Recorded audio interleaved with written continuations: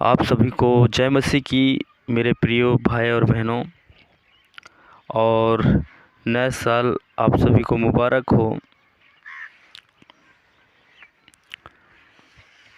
तो आइए हम कुछ बातें करेंगे पवित्र शास्त्र से।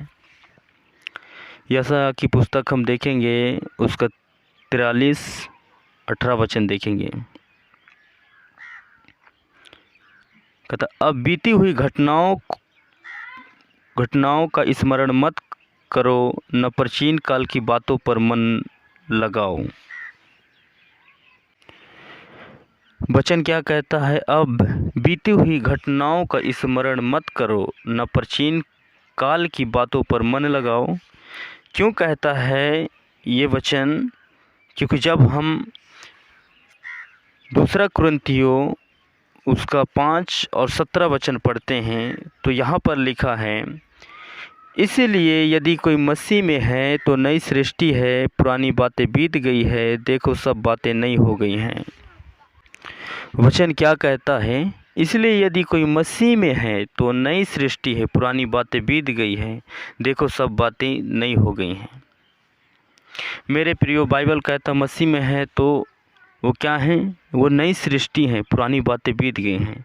पर आज बहुत से ऐसे लोग होंगे जो पुराने यादों को लेकर चलते होंगे कि हमने पिछले साल जब नया साल आया तो हमने बहुत एंजॉय किया था, हमने बहुत पिकनिक मनाया था, हमने बहुत से ऐसे बातें करेंगे वो लोग। पर मसीहों के लिए नया साल पुराना साल मायने नहीं करता है, क्योंकि हम नया तभी से हो जाते हैं। बाइबल कहता है इसलिए यदि कोई मसीह में है तो नई सृष्टि है, पुराने बातें बीत गई हैं, देखो सब बातें नई हो गई हैं।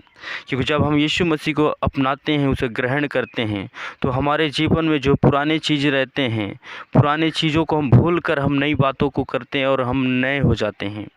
क्योंकि यदि जो नया हो जाता है वही नई बातें करता है, नई चीज़ों को सोचता है, और जो यदि नया नहीं होता है तो पुराना ही जीवन जीता है, पुराना ही ख्यालातों में रहता है। तो मेरे प्रियो, बाइबल कहता है यदि कोई मसीह में है तो नई सृष्टि है, पुरानी बातें बीत गई है, देखो सब बातें नई हो गई है। तो हमारे लिए, हम जब से यीशु मसीह को अपनाते हैं तो हम तभी से हमारे लिए एक नई चीज़ें, हम नई सृष्टि बन जाते हैं। और बाइबल कहता है, इसलिए यशायाह की पुस्तक जब उसने कहा, उसके वचन में लिखा था कि उन चीज़ों को हम याद न करें जो बीती हुई घटनाएं हैं, कहता उसे याद न करें, क्योंकि हम तो अभी नए हो चुके हैं। हम अभी क्या हो चुके हैं? नए हो चुके हैं। बाइबल कहता हम नई सृष्टि हैं। और ये यशायाह कहता, यही बातों को कहता है, यही बातों को कहता है कि तुम बीती हुई घटनाओं को स्मरण मत करो। हालेलुया। क्या कहता? अब बीती हुई घटनाओं को स्मरण मत करो, न प्राचीन काल की बातों पर मन लगाओ। क्यों?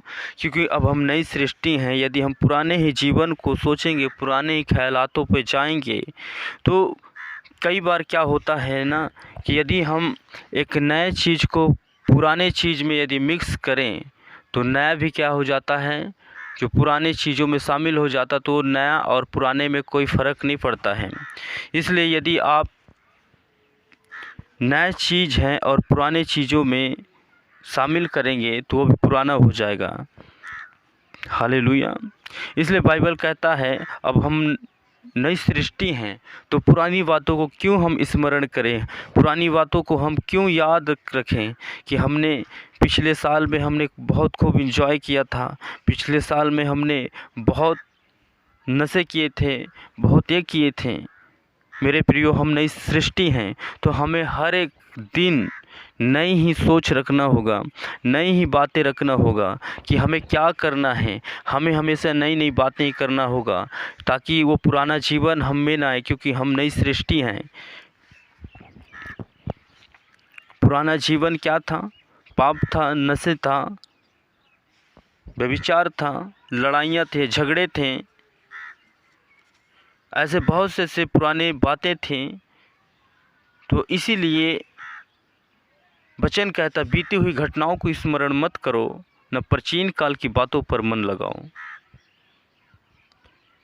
मैं एक उदाहरण देता हूँ। यदि हम बाइक लिए हुए हैं, नई गाड़ी लिए हुए हैं, और यदि हम नई गाड़ी में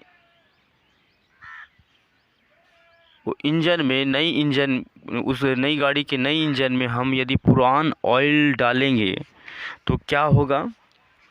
ऑयल ख़राब होगा या इंजन ख़राब होगा? क्योंकि हम पुराना ऑयल डाले हैं, क्योंकि ऑयल तो पुराना हुआ ही है, वो तो ख़राब हो चुका है। और यदि वही पुराना ऑयल यदि हम नई गाड़ी में डालेंगे तो वो नई इंजन को क्या कर देगा? ख़राब कर देगा। तो मेरे प्रियो, उसी प्रकार मसीह लाइफ है। बाइबल कहता है, अब बीती हुई घटनाओं को स्मरण मत करो, न प्राचीन काल की बातों पर मन लगाओ। यदि हम नई सृष्टि हैं और पुराने ही बातें सोच रहे हैं, पुराने ही प्लान बना रहे हैं कि नहीं हम फिर से एंजॉय करेंगे, नहीं फिर से हम वो चीज़ों को करेंगे जो परमेश्वर को भाता नहीं है, तो उससे क्या होगा कि नई सृष्टि जो है तो नई चीज़ों को ही नुकसान होगा, उस पुरानी बातों से, पुरानी सोच से, पुराने कर्म से। तो इसलिए हमें समझना है कि हम नई सृष्टि हैं, तो हम उन पुरानी चीज़ों को हम भूल जाएं, पुरानी बातों को हम छोड़कर हम एक नई चीज़ों के आगे हम बढ़ें। क्योंकि जिस प्रकार पौलुस कहता है जब रोमियो के पत्री में क्या कहता है, 12:2 कहता है, इस संसार के सदस्य न बनो, परंतु तुम्हारे मन के नए हो जाने से तुम्हारा चाल चलन भी बदल जाए, जिससे तुम परमेश्वर की भली और भावती और सिद्ध इच्छा अनुवाद से मालूम करते रहो। उसने कहा कि यदि हम संसार के सदस्य बने, क्योंकि संसार भी आज एंजॉय करते होंगे, और यदि आप भी प्रभु पर विश्वास करते हो, आप भी एंजॉय करते होंगे, तो संसार में और आप में कोई फ़र्क नहीं है। एंजॉय करना गलत बात नहीं है, पर एंजॉय करना किसकी उपस्थिति में एंजॉय करना, आनंद करना गलत बात नहीं, खुशियाँ मनाना गलत बात नहीं है, पर किसकी उपस्थिति में रह के मनाना है। परमेश्वर की उपस्थिति में रहेंगे तो आप हर एक दिन आनंदित रहेंगे, हर दिन आप मगन रहेंगे। पौलुस कहता, इस संसार के सदस्य न बनो, तुम्हारे मन के नए हो जाने से तुम्हारा चाल चलन क्या हो जाए? बदल जाए। यदि तुम्हारा चाल चलन ही नहीं बदला है तो तुम कैसे नए हो सकते हो, या फिर तुम कैसे नए साल में इंटर कर सकते हो?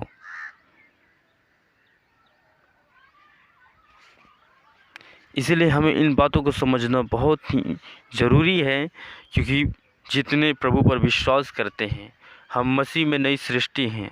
हमारे लिए कोई मायने नहीं करता कि नया साल पुराना साल, हमारे लिए हर एक दिन, हर एक घंटा, हर एक घड़ी हमारे लिए एक समान है।